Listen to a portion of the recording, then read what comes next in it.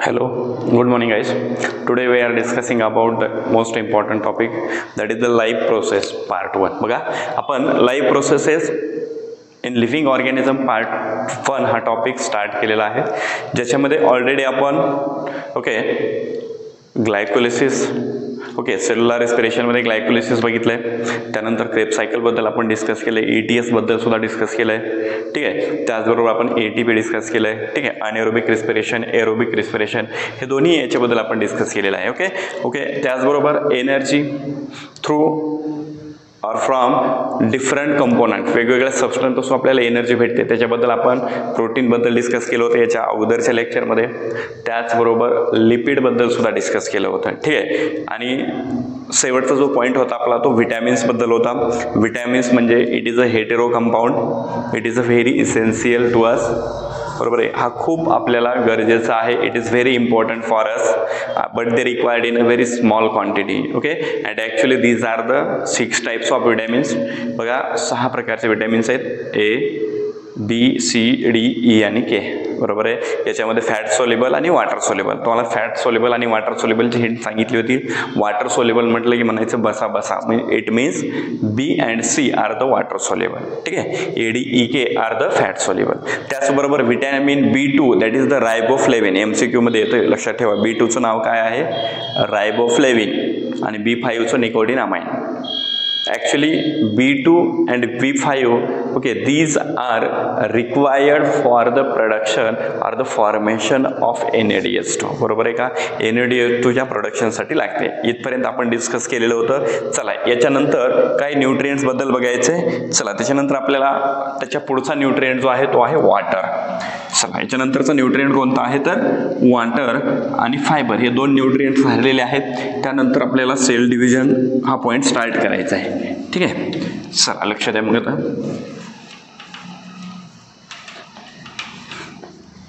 चला हेडिंग टाका, water.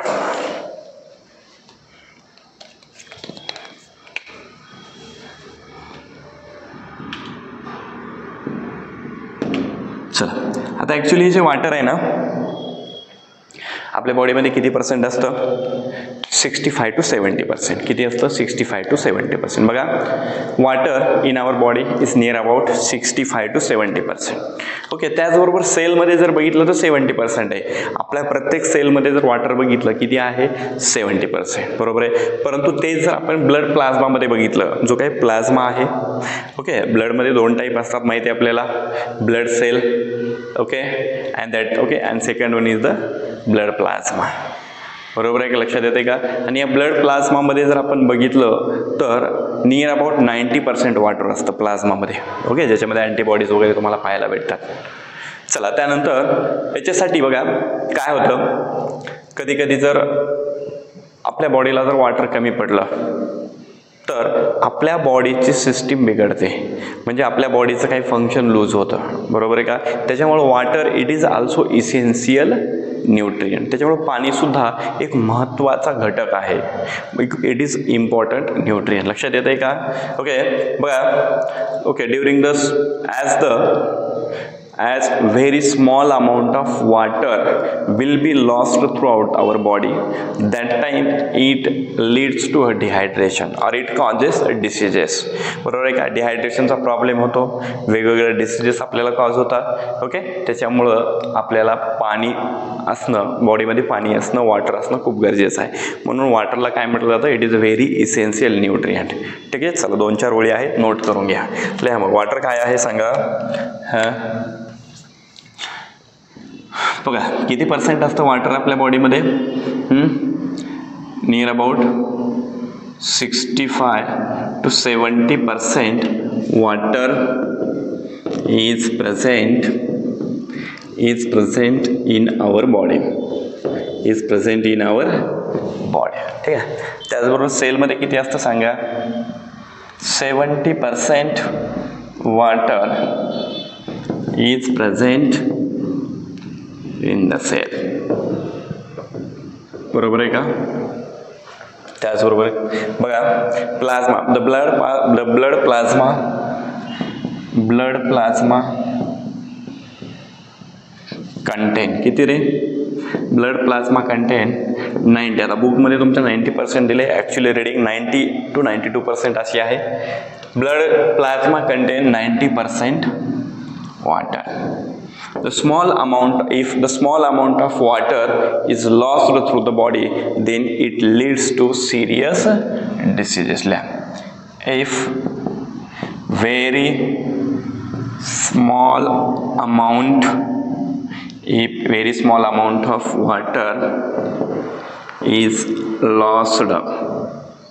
is lost through body, then it leads to dehydration.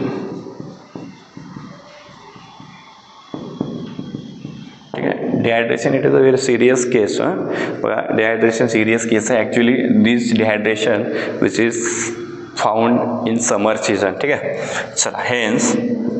Hence water is important nutrient.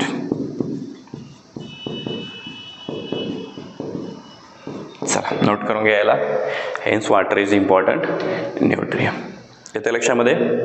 Okay, this is the water. It is also a nutrient and it is very important. ठीक आहे, चला pause करून नंतर लिहून घ्या.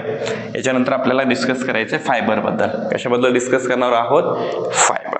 ठीक आहे, चला बघा मग आता हेडिंग टाका फायबर.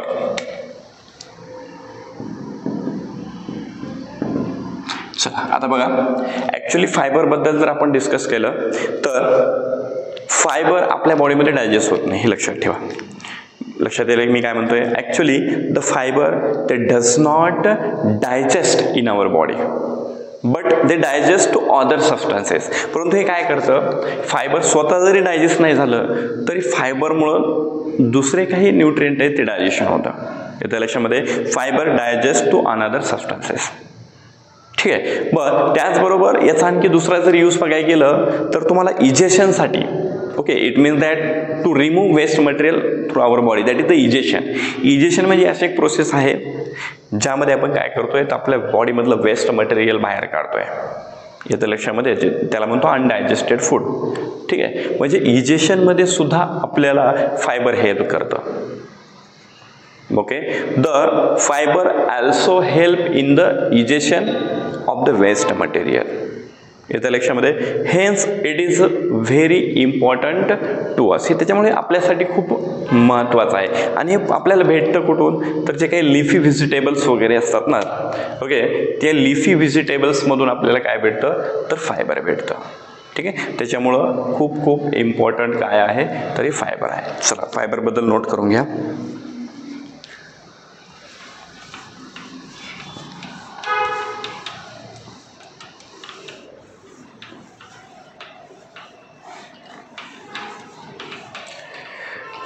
बघा आता लिहा.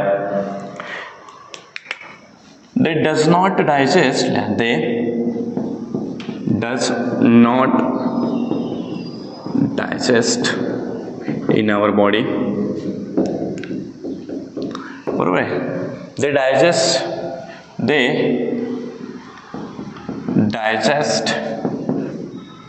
To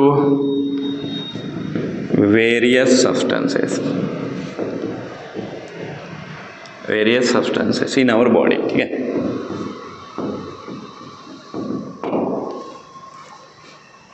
they also help in the egestion of undigested food. They also help in the egestion of undigested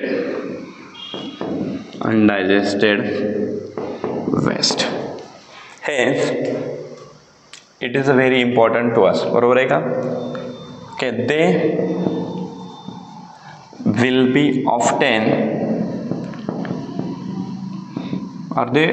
obtained from कुठून सांगा?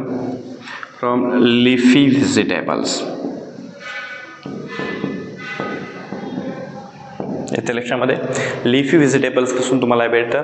Hence it is important nutrient to human being. Hence fiber is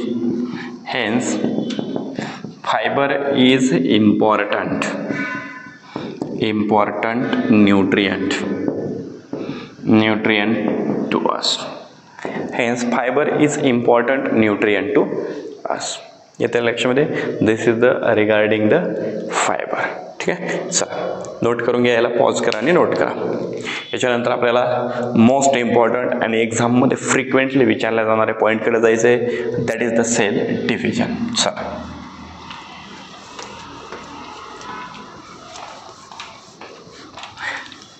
आपण आपल्याला energy कोणत्या सबस्टन्सपासून भेटते ते बघितलं.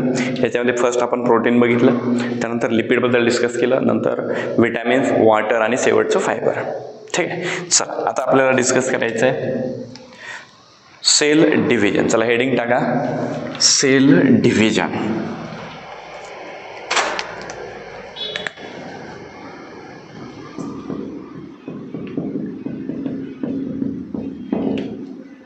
चला heading टाका, सेल डिव्हिजन. चला आता बघा, actually it is very important property of cell. Cell division करणं सगळ्यात महत्त्वाची प्रॉपर्टी आहे याच्या लक्षामध्ये. आता ॲक्च्युली हे जे सेल डिव्हिजन आहे हे कुठं कुठं तुम्हाला पाहायला भेटतं, तर सोमॅटिक सेल असतील, जर्म सेल असतील, ओके, काय स्टेम सेल, या सगळ्यामध्ये आपल्याला सेल डिव्हिजन पाहायला भेटतं याच्या लक्षामध्ये. आता याचे जर टाईप जर बघितले आपण तर मुख्य दोन टाईप्स आहेत. एक आहे मायटॉसिस आणि दुसरं आहे मिओसिस. किती टाईप आहे? दोन. कोणते कोणते? Mitosis, meiosis. Mitosis, meiosis. Okay, याच्याबद्दल डिफरन्स आहे तुम्हाला एक्झाममध्ये विचारतात, परंतु हा डिफरन्स आपण शेवटला बघणार आहेत. ओके, जेणेकरून तुमच्या पूर्ण लक्षात आल्यानंतर ओके आपल्याला याचा डिफरन्स बघायचा आहे. चला मग आता सेल डिव्हिजनचे किती टाईप आहेत? तर दोन टाईप आहेत. कोणते कोणते टाईप आहेत सांगा? Mitosis and the meiosis. कोणते कोणते आले? Mitosis and meiosis. ठीक आहे, मिओसिस बरोबर आहे. आता मायटॉसिस कोणामध्ये होतं ॲक्च्युली? तर जे काही डिप्लॉइड सेल असतात त्यांच्यामध्ये. ओके, कोणामध्ये होतं? It occurs in to the बघा सोमॅटिक सेल, म्हणजे जे आपल्या बॉडीच्या जे सेल्स आहेत ना डिप्लॉइड त्यांच्यामध्ये, आणि stem cell. Okay, stem cell म्हणजे काय असतं? It is a special type of cell which produces different types of organ in our body. बघा आपल्या बॉडीमध्ये जे काही ऑर्गन्स आहेत ते स्टेम सेलमुळे येते लक्षामध्ये. स्टेम सेल म्हणजे एक स्पेशल टाईपच्या सेल्स आहेत. ओके, आणि या सेल्सपासून वेगवेगळे आपण ऑर्गन्स तयार करतो, वेगवेगळे सेल तयार करू शकतो, वेगवेगळे टिश्यू तयार करू शकतो. ओके, तिला स्टेम सेल म्हणायचं. ठीक आहे, आता मिओसिस, याच्यामध्ये मिओसिस कुठं होतं? तर जर्म सेलमध्ये. जर्म सेल म्हणजे okay male that is the sperm and female that is the secondary oocyte or ova. Okay, that is the germ cell. बरोबर आहे का? हे लक्षात ठेवा, MCQ ला क्वेश्चन विचारतात. Okay, mitosis occur in somatic cell and the stem cell, meiosis occur in the germ cell. येतं लक्षामध्ये. आता बघा, आता लक्षात घ्या. आता मायटॉसिसचे टाईप बघितले तर मुख्य दोन टाईप आहेत. Okay, karyokinesis and the cytokinesis. Okay, mitosis contain two types. Okay, or it is classified by karyokinesis and another is the cytokinesis. येते लक्षामध्ये. आणि karyokinesis, karyo means nucleus and kinesis means division. म्हणजे काय व्हायला इथं फक्त न्यूक्लियसचं division व्हायला, एका न्यूक्लियसचे दोन न्यूक्लियस होणार आहेत. ओके, मग क्रोमोझोम नंबर 8 डबल होणार आहेत, लक्षात घ्या. म्हणजे इथं काय व्हायला, karyokinesis means okay the nuclear division takes place. चला याच्यानंतर बघा, okay, it occur in 4 stages. हे 4 स्टेजमध्ये होतं कॅरियोकायनेसिस. आता पहिली स्टेज, दुसरी स्टेज आणि तिसरी स्टेज आणि चौथी स्टेज, या 4ही स्टेजबद्दल आपण डिस्कस करणार आहोत. ठीक आहे, आता पहिलं बघा कॅरियोकायनेसिस, पहिली जी स्टेज आहे प्रोफेज. कोणती स्टेज आहे? प्रोफेज. बघा प्रोफेज. दुसरी आहे मेटाफेज. तिसरी आहे अनाफेज आणि चौथी जी आहे टीलोफेज. येते लक्षामध्ये किती फेज आहेत? Mitosis It is classified into two types, karyokinesis and the cytokinesis. Cyto means cytoplasm, ठीक आहे, आणि कॅरिओ मीन्स न्यूक्लियस. इथे न्यूक्लियसचं डिव्हिजन होतं, परंतु इट इज क्लासिफाईड और it occur in the 4 stages. 4 स्टेजमध्ये होतं, प्रोफेज, मेटाफेज, अनाफेज अँड टीलोफेज. याच्या लक्षामध्ये बघा मायटोसिस. आता ऍक्च्युली त्याला कोणतं डिव्हिजन म्हणायचं आपण नंतर बघू. रिडक्शनल आहे का इक्वेशनल आहे, ओके, ते आपण नंतर डिस्कस करणार आहेत. ओके, त्याच्या अगोदर फक्त इथे लक्षात घ्या, mitosis it will B occur in 2 okay, it is classified into 2 stages, karyokinesis, cytokinesis. आता karyokinesis म्हणजे काय, तर इथे न्यूक्लिअर डिव्हिजन होतं याच्या लक्षामध्ये. आणि मायटोसिस ऑलरेडी आपण बघितलंय कुठं होते. It will be occur in the somatic cell and second one is the stem cell. Okay, and the meiosis which is occur in the which cell, germ cell. Okay, ठीक आहे. चला मग आता karyokinesis मध्ये बघा, prophase, okay, it occur in 4 stages, prophase, metaphase, anaphase, telophase. ज्यांना लक्षात राहत नाही त्याने लक्षात ठेवा पुराणा मॅट. हिंट लक्षात ठेवा, पुराणा मॅट. पी म्हणजे प्रोफेज, एम म्हणजे मेटाफेज, ए म्हणजे अनाफेज, टी म्हणजे टीलोफेज. पुराणा मॅट याच्या लक्षामध्ये. चला आता आपल्याला थोडे डिटेलमध्ये डिस्कस करायचं याला. चला पहिली जी स्टेज आहे ती आहे प्रोफेज. आपण प्रोफेज बद्दल डिस्कस करणार आहोत. बघा राईट डाऊन शेवटला करून देतोय, त्याच्यामुळे आता कोणी लिहिण्याचा प्रयत्न करू नका, फक्त समजून घ्या. चला याच्यामध्ये पहिली स्टेज कोणती आहे सांगा. पहिली आहे प्रोफेज. Pro means first. बरं, प्रो म्हणजे काय, पहिली स्टेज. ठीक आहे, बघा आता इथं आता काय असते प्रोफेजमध्ये. आता न्यूक्लियस तुम्हाला माहिती आहे, ठीक आहे, सेल माहिती आहे, सेलमधला न्यूक्लियस पण माहिती आहे तुम्हाला. ओके, आता काय होतं इथं सगळ्यात महत्त्वाचं बघा, प्रोफेजमध्ये जो काही आपली जो क्रोमोझोम्स आहेत ना, क्रोमोझोम ॲक्च्युली प्रोफेजमध्ये आता याच्या 2 स्टेज आहेत, अर्ली प्रोफेज, लेट प्रोफेज. पण तुमच्या बुकमध्ये अर्ली आणि लेट याच्याबद्दल काहीही डिस्कशन केलेलं नाही, त्याच्याबद्दल मी इथं सांगत नाही आहे. ओके, चला प्रोफेज बघा. मग आता प्रोफेजमध्ये काय असतं, ठीक आहे, सपोज तुमचा न्यूक्लियस मोठा काढतोय मी, ठीक आहे, न्यूक्लियस आहे आणि याच्यामध्ये हे जे ओके, आपण न्यूक्लियसबद्दल ऑलरेडी डिस्कस केलेलं आहे. न्यूक्लियसबद्दल आपल्या सगळ्यांना माहिती आहे, बरोबर आहे का, लक्षात येत आहे का.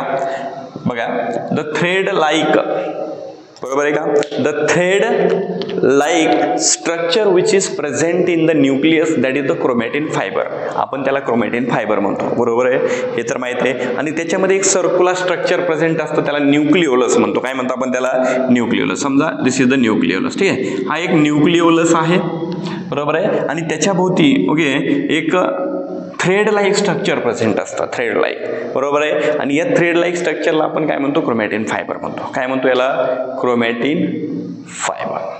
लक्षात येते का मी काय बोलतोय, याला काय म्हटलं जातं, क्रोमॅटिन फायबर असं डिस्कस केलं जातं. ओके, मग आता इथे काय होतंय, पहिल्या याच्यामध्ये बघा, तर हे जे क्रोमोझोम दिसायला तुम्हाला थ्रेड लाईक स्ट्रक्चरचा, बरोबर आहे का, हा थ्रेड लाईक स्ट्रक्चरचा क्रोमोझोम पहिल्यांदा काय होतोय, तर याचं कंडेन्सेशन म्हणजे असं दाबला चाललाय, तो प्रेस केलाय चाललाय. लक्षात येईल का, म्हणजे पहिल्यांदा काय व्हायलंय, तर कंडेन्सेशन व्हायलंय. कंडेन्सेशन कोणाचं कंडेन्सेशन व्हायलंय, तर या थ्रेड लाईक स्ट्रक्चरचं कंडेन्सेशन व्हायलंय. लक्षात येईल मी काय बोलतोय, the condensation of thread like structure chromosome takes place and hence it looks like or hence it becomes a thick chromosome. आणि त्याच्यामुळे क्रोमोझोम असा जाड होत चाललाय, कळतंय का.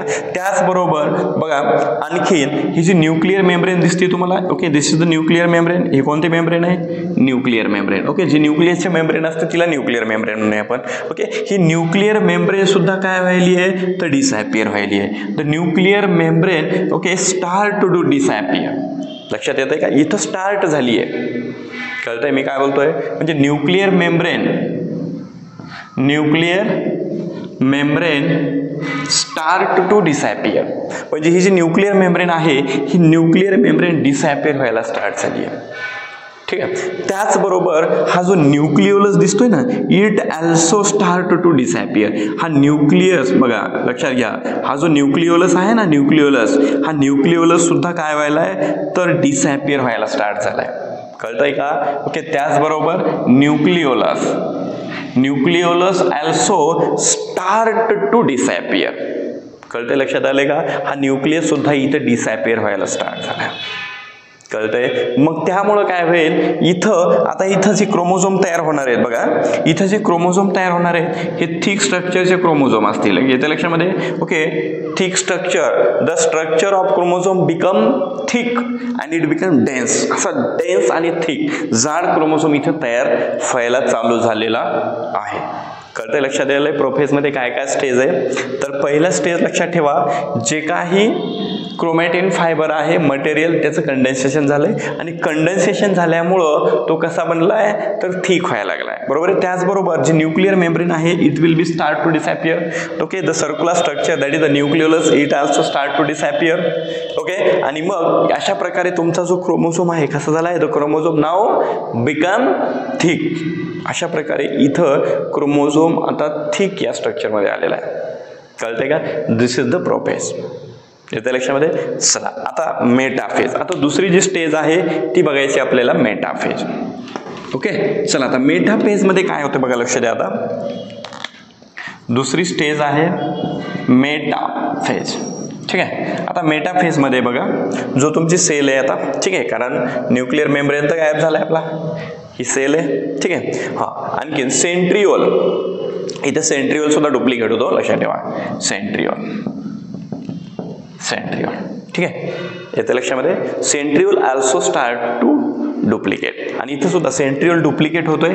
ओके, हा जो सेंट्रिओल असतो ना, ओके, हा सेंट्रिओल सुद्धा काय व्हायला आहे तर डुप्लिकेट व्हायला आहे. आणि सेंट्रिओल डुप्लिकेट होऊन काय होतो माहिती का, हा जो सेंट्रिओल आहे it will be start to goes in opposite direction. म्हणजे एक वरच्या पोलकडे चाललाय आणि खालच्या पोलकडे चाललाय. कुठं होतं हे प्रोफेजमध्येच होतं सेंट्रिओल. येतं लक्षामध्ये. ओके, चला आता बघा, लक्ष द्या. आता ह्या मेटाफेजमध्ये ऍक्च्युली काय होतं आपण बघितलंय, क्रोमोझोम ऑलरेडी तुम्हाला थिक स्ट्रक्चर ते दिसायलेत, परंतु हेच क्रोमोझोम काय आता इथे येतात बघा.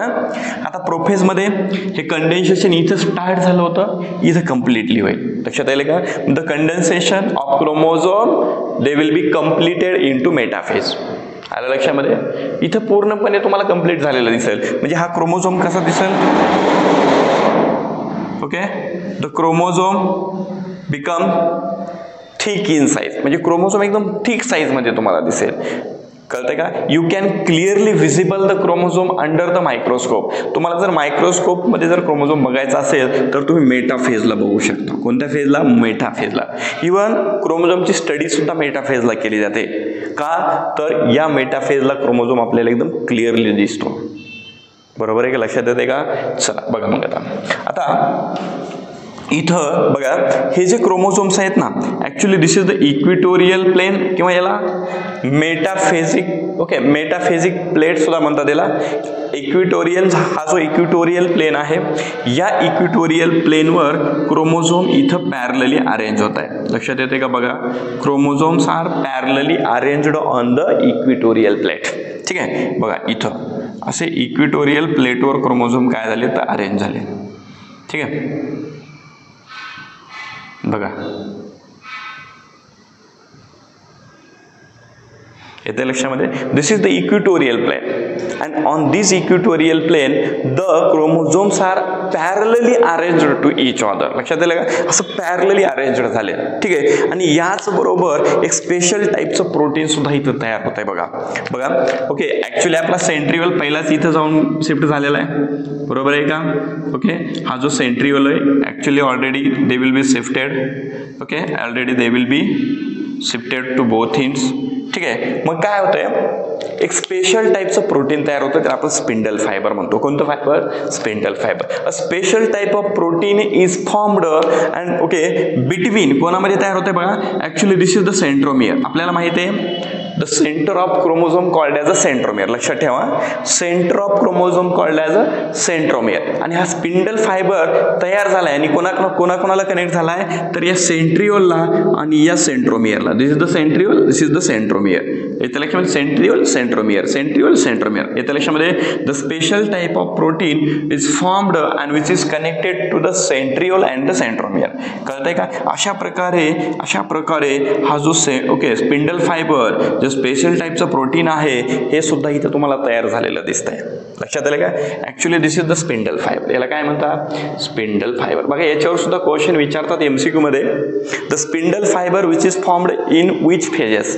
Prophase, metaphase, anaphase, telophase. लक्षात ठेवा स्पिंडल फायबर कोणत्या फेज मध्ये तयार होतं? तर मेटाफेज मध्ये तयार होतं. येते लक्षामध्ये? ठीक आहे. चला ऍक्च्युली हे जे स्पिंडल फायबर आहे हे स्पिंडल फायबर सेंट्रोमियरला आणि सेंट्रिओलला कनेक्ट झालेले. आलं लक्षामध्ये? ओके. मेटाफेजमध्ये काय काय झालं मग? कंडेन्सेशन कंप्लीट झालं, इथं स्टार्ट झालं तर इथं कंप्लीट झालं. ठीक आहे. त्यानंतर बघा हे जे क्रोमोझोम्स आहेत ना, हा जो क्रोमोझोम आहे ना हा कसा दिसतोय तुम्हाला? एकदम थिक दिसतोय. त्याच्यामुळे तुम्ही त्या क्रोमोझोमची स्टडी कुठं करू शकता? मेटाफेजमध्ये. Okay. The chromosome clearly seen in to the metaphase. कुठं दिसतोय तुम्हाला? तर तो मेटाफेजमध्ये तुम्हाला क्लिअरली दिसतोय. Hence we can study the chromosome in the metaphase with the help of microscope. ठीक आहे. त्याचबरोबर बघा आता हे जे काही सगळे क्रोमोझोम्स आहेत, ओके, हे क्रोमोझोम्स एकदम असं पॅरलल एकमेकाला इक्विटोरियल प्लेनवर आले. दिसतेत का? All these chromosome they will be comes on equatorial plane parallel to each other. Okay. आता एक स्पेशल टाईपचं प्रोटीन सुद्धा इथं तयार झालंय. The special type of protein also formed. काय म्हणलं मी? The special type of protein also formed between centromere and the centriole. कळतंय? याच्या MCQ विचारला जातो, लक्षात ठेवा. ठीक आहे. This is the metaphase. हे कशाबद्दल आहे? मेटाफेज. ओके. त्यावेळेस मी लिहून देताना तुम्हाला डायग्राम दाखवेल तुम्हाला. ओके. परंतु ही actually tree diagram, okay, actually rough diagram आहे. ठीक आहे. चला आता बघा याच्यानंतर आपल्याला पुढची जी फेज बघायची आहे ती आहे ॲनाफेज. ठीक आहे. सॉरी, हा ॲनाफेज. येते लक्षामध्ये?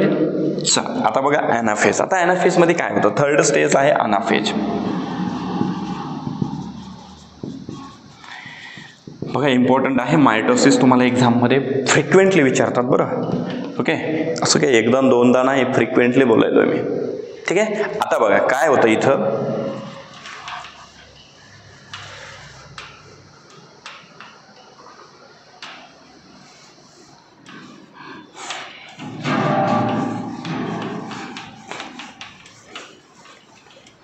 चला थर्ड स्टेप कोणती आहे? ॲनाफेज. ॲनाफेज. ठीक आहे. चला बघा आता काय व्हायलंय ॲनाफेजमध्ये. ओके. हा कोण आहे रे आपला? हाँ सेंट्रियोल. बाबा ये कौन है रे बाबा? सेंट्रियोल है. ये भी सेंट्रियोल है. ये भी कौन है? सेंट्रियोल है. ठीक है ठीक है ठीक है ठीक है. चलो अब देखो क्या हो रहा है इधर.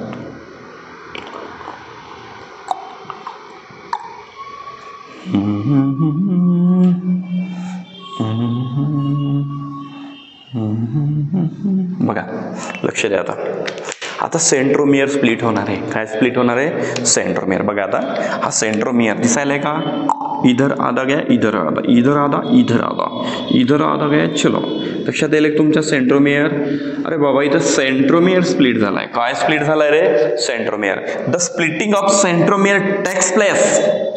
कळतंय का? The centromere is split. Okay. And two sister chromatids they will be pulled to opposite pole. आणि जे काही क्रोमोझोम आहेत ना सिस्टर क्रोमॅटिड्स, हे सिस्टर क्रोमॅटिड या दोन पोलकडे ओढले चालले आहेत. बघा कसे ओढलेत हे बघ. दिसायले का? हे देखो भैया, ये देखो भैया, ये देखो. These are the okay, these are the sister chromatids. कळतंय का? कोणाच्या मदतीनं वडायले तर स्पिंडल फायबरच्या. दिसायला की तुम्हाला हे ना वडलं चाललंय, पण कोणाच्या मदतीनं वडलं चाललंय? तर या स्पिंडल फायबरच्या. Okay. This is the spindle fibre. हे आहे स्पिंडल फायबर. ठीक आहे. These are the sister chromatid. Chromatid. आलं लक्षामध्ये? आता हे कसं दिसतंय माहिती का? तुमच्या पुस्तकात सांगितलंय as they move to the opposite pole that time it looks like the bunch of banana. ज्या पद्धतीनं केळीचा घड असतो, ओके, बंच असतो, त्या पद्धतीनं हे तुम्हाला दिसतंय.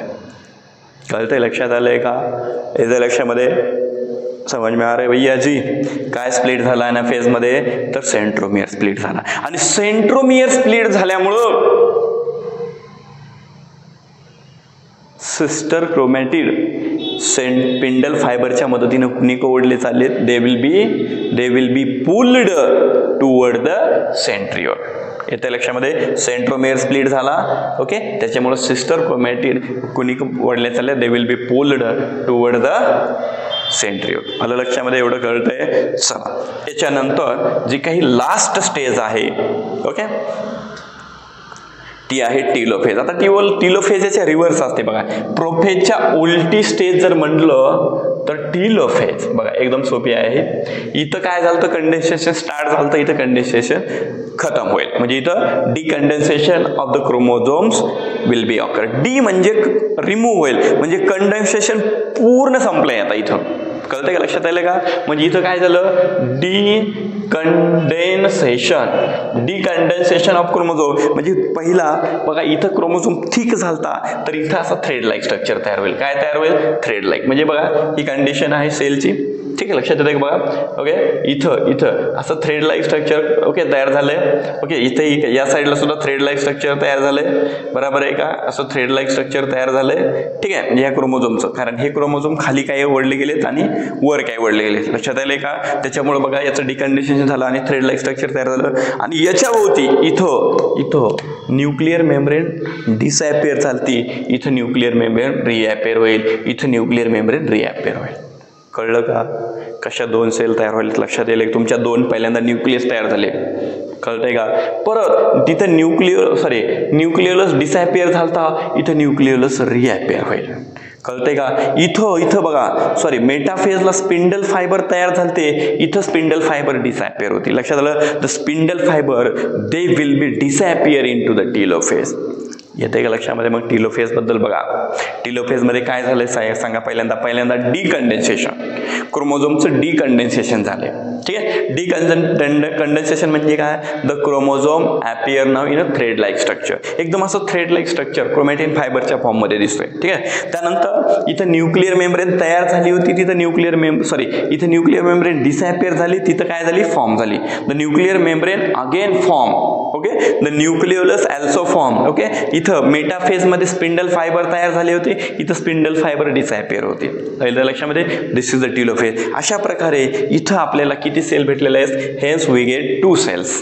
अशा प्रकारे आपल्याला 2 सेल्स इथं मिळेल, 2 न्यूक्लियस, ओके. एक सेल आहे, त्यानंतर सायटोकायनेस आपण नेक्स्ट लेक्चरमध्ये डिस्कस करणार आहोत.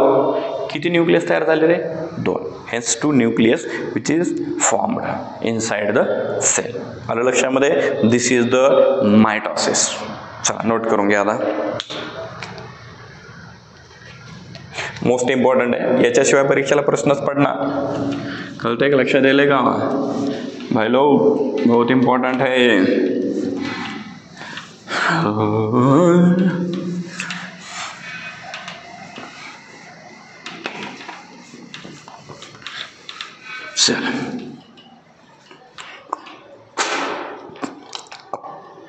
चला मग काय लिहित आहे आता? सेल डिव्हिजन लिहा. इट इज इम्पॉर्टंट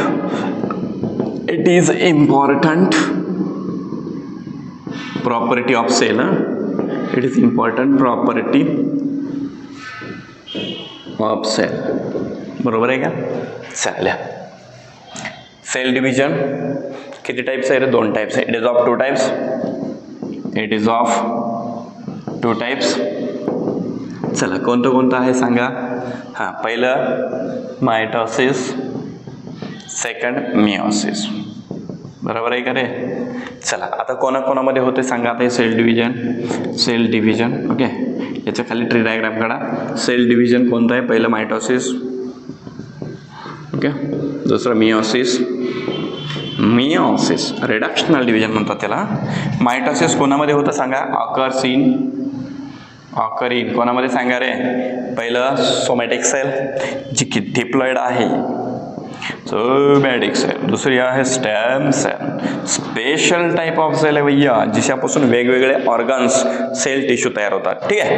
चल आता आपल्याला बघा लिहिलं मायटोसिस बद्दल, सोमॅटिक सेल आहे, स्टेम सेल. चला मायटोसिस याच्या खाली लिहिलंय. आता याच्या खाली लिहा mitosis. It will B classified into 2 types. It occur in 2 phases. Mitosis occurs in 2 phases. किधर गया पुसनी? चला मोडू याला, पॉज करून लिहा तुम्ही नंतर. चल मायटोसिस ऑकर्स इन 2 phases. लिहा मायटोसिस ऑकर्स इन 2 phases. बरोबर आहे का? पहिला आहे, पहिले फेज कोणती रे? कॅरिओकायनेसिस. आणि सेकंड कोणती आहे? बी सायटोकायनेसिस. बरोबर आहे का? चला आता आपल्याला फर्स्ट कोणती बघायची आहे? तर कॅरिओकायनेसिस. चला लिहा मग कॅरिओकायनेसिस.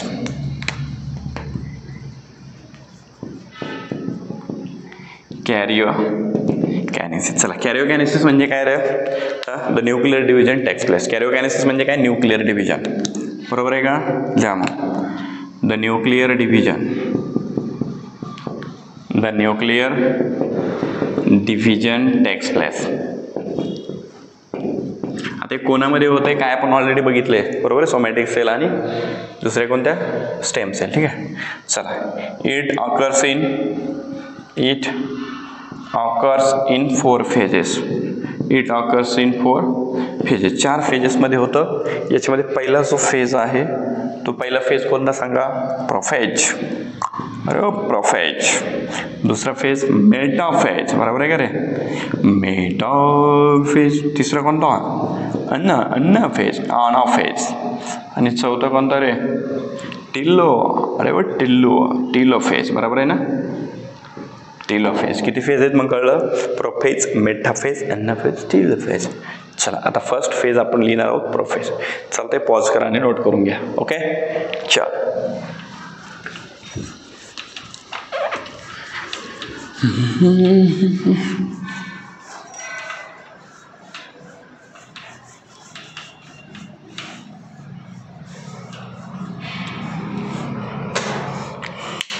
चला लिहा मग आता पहिली फेज कोणती लिहिता रे?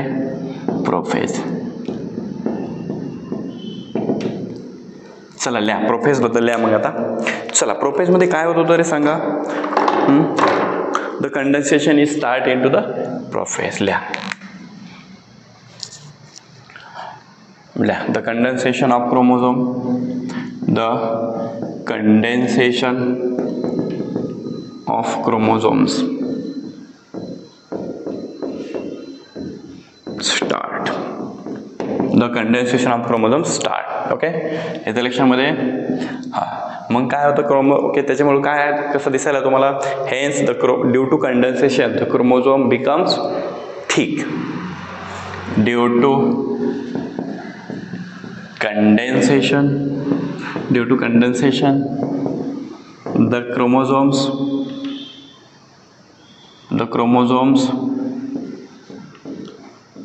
The chromosomes becomes thick. बराबर आहे का रे? Thick. Okay hence sister chromatid clearly seen. Hence sister chromatid लक्षात आलं म्हणजे हे स्ट्रक्चर बघा. हे स्ट्रक्चर आता तुम्हाला इथं दिसणार आहे. बरोबर आहे? These are the sister chromatids. बरोबर आहे? Hence sister chromatids are seen. Hence sister chromatids are seen. Okay चला लक्षात आलं? these are the sister chromatids. ह्याला काय म्हणतात रे? Sister chromatids. Sister chromatids. इथे लक्षामध्ये. चला आता बघा पुढे लिहा. हा आता काय होतं तर सांगा बरं. The nuclear membrane okay completely disappear into the prophase. Nucleolus also disappear. बरोबर आहे? चला नोट करा. The nuclear membrane and nucleolus असं लिहितो मी. And nucleolus start to disappear.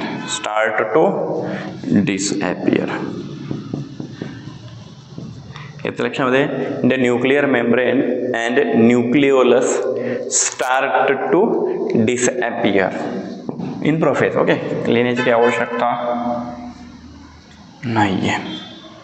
कळतंय का? लक्षात आलं का? चला त्याचबरोबर आणखी काय काय डिसअपियर झालं होतं बघा. न्यूक्लिओलस डिसअपियर झालाय. बरोबर आहे. न्यूक्लिअर मेम्ब्रेन लिहिले ना आपण, न्यूक्लिअर मेम्ब्रेन अँड न्यूक्लियस, हे दोघं सुद्धा काय झालं. द सेंट्रिओल लिहा, द सेंट्रिओल डुप्लिकेट्स, बरोबर आहे ना, duplicate and they moves to opposite pole of the cell and they moves to the opposite poles, बरोबर आहे का, moves to the opposite poles of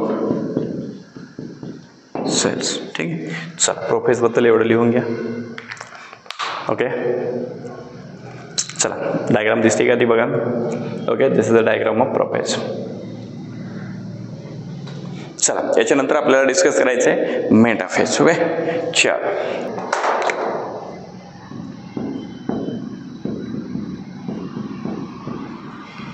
चला मेटाफेज मध्ये काय सांगितलं होतं.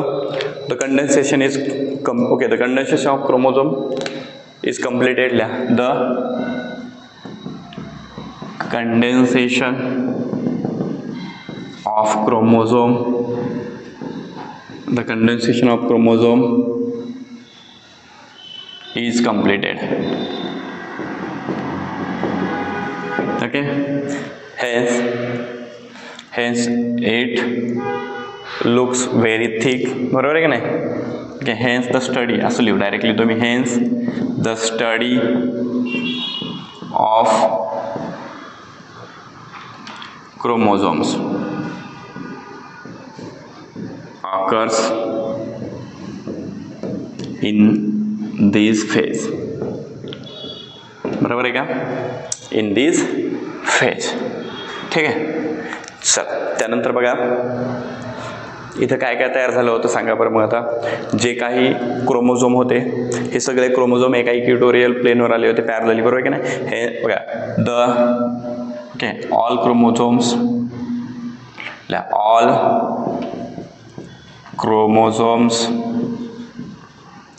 parallelly arranged on equatorial plate. याला मेटाफेजिक प्लेट सुद्धा म्हणतात. इक्वेटोरियलचं दुसरं नाव मेटाफेजिक प्लेट.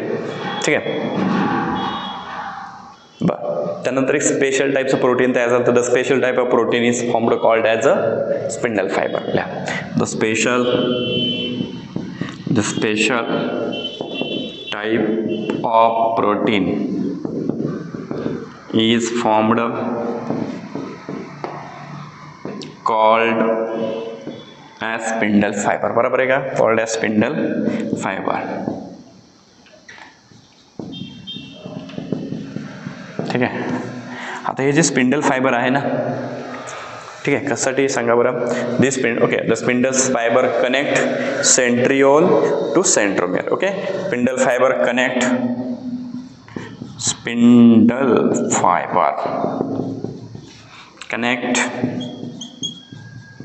सेंट्रिओल टू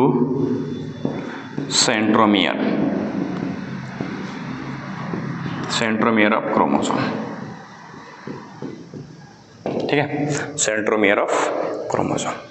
ठीक आहे, चला नोट करून घ्या, डायग्राम पण काढून घ्या. ठीक आहे, चला आता आपल्याला याच्यानंतर दुसरी फेज बघायची आहे, ॲनाफेज. चला आता चला बघा, ॲनाफेज मध्ये काय झालं तो सांगा रे.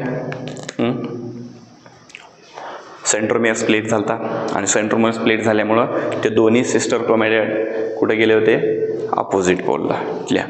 द सेंट्रोमियर थर्ड स्टेपला ॲनाफेज. काय लिहायचं आहे, anaphase.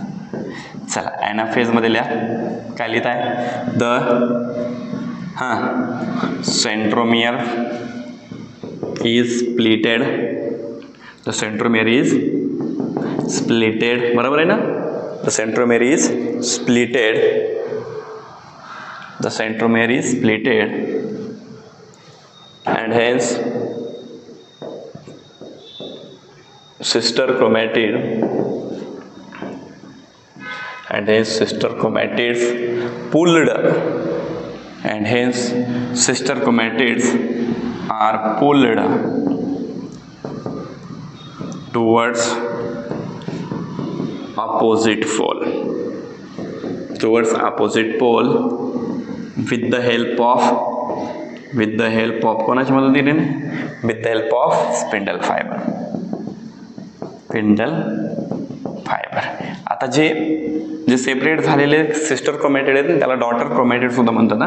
The separated sister chromatid called as daughter chromatid. The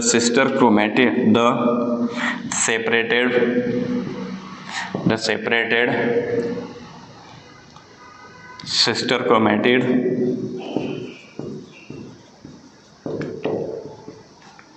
also called as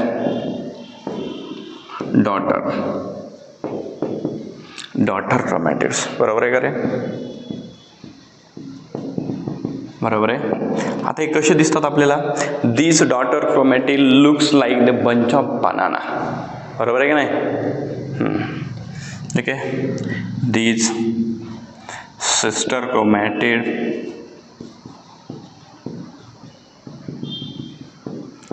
looks like the bunch of banana. हे कसे दिसायलेत आपल्याला? तर एक बनानाचा बंच आहे या पद्धतीने आपल्याला काय व्हायले तर दिसायला लागले. येते लक्षामध्ये? ठीक आहे. This is the anaphase. कळतंय का? हे आहे एनाफेज बनतात. चला आता डायग्राम बघा, ड्रॉ पण करा. चला याच्यानंतर आपल्याला काय डिस्कस करायचं आता? टीलोफेज, जी की शेवटची फेज आहे. ठीक आहे. चला चौथी फेज आपल्याला डिस्कस करायची टीलोफेज. अरे टीलोफेज आणि एनाफेज कशी आहे? रिव्हर्स आहेत ना, एकमेकाला उलट्या आहेत. बरोबर आहे का? चला मग टीलोफेज. अरे लिहा टीलोफेज. चौथी फेज कोणती रे? टीलो म्हणजे इंड फेज. बरं का?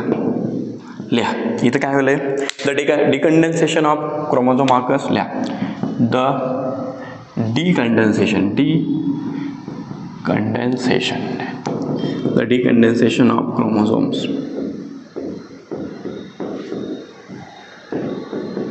The decondensation of chromosomes occur. Hence, the thread-like chromosome will be seen. Hence, the chromatin material will be found. असं लिहू आपण. Hence,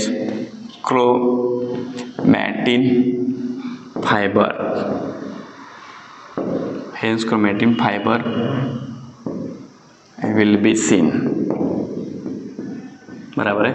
चला त्यानंतर nuclear membrane and nucleolus. Okay. Reappear. लिहा nuclear membrane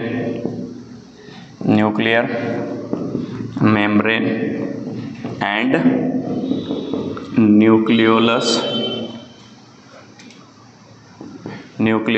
is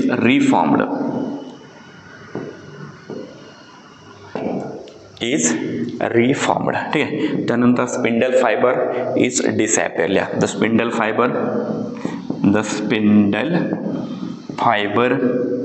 is disappear. आलं लक्षामध्ये? Spindle fibre इथं काय झालंय तर पूर्णपणे डिसअपियर झालंय. ठीक आहे. आता लिहा अशा प्रकारे hence 2 nuclei are formed in telophase. Hence 2 nuclei are formed in telophase. ठीक आहे. This is the telophase. अशा प्रकारे टीलोफेज म्हणजे मायटोसिस म्हणजे पूर्ण नाही संपला आणि की याचा एक फेज आहे सायटोकायनेसिस. ओके. सायटोकायनेसिस आणि मिओसिस हे पूर्णपणे उद्याच्या लेक्चरमध्ये बघणार आहोत. उद्या टॉपिक आपला कम्प्लिटली क्लिअर होऊन जाईल. ओके. जेवढं झालं आहे दररोजचे नोट करून घ्या याच्या लेक्चरमध्ये. ओके. अभ्यास बुडवू नका. 10वीची एक्झाम एकदाच होते आयुष्यातून, त्याच्यामुळे वेळ द्या आणि अभ्यास करा. ठीक आहे. चलो बाय.